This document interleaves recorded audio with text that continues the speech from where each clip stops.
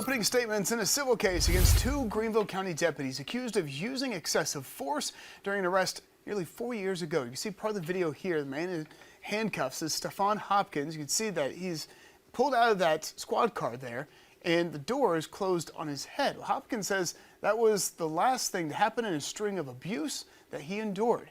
The deputies are responding to a call and found Hopkins at a house, and they say that he ignored verbal commands to come over, and he then took off running. Fox Carolina's Grace Runkle was in court today. She has more from day one.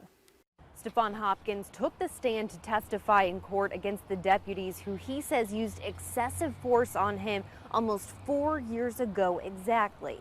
Deputy Walters, without any regard for this man's dignity, just slammed the door on his head. A case captured on camera. During opening statements, his attorney told jurors they would see what they called abuse play out on body-worn cameras and dash cams and find inconsistencies in the deputies' reports. The thing about this case that you're about to participate in is that this case isn't he said versus he said versus he said, because we actually have the video.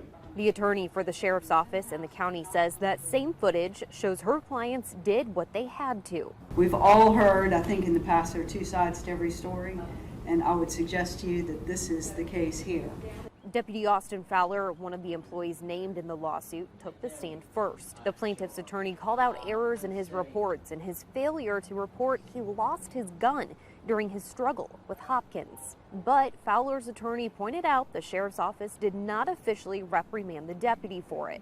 They called you dishonest. They said they believed you were being dishonest because you had not reported it, didn't they? Just because you call somebody a liar doesn't make them a liar. Later, Hopkins took the stand, telling jurors how the incident affected his relationship with law enforcement.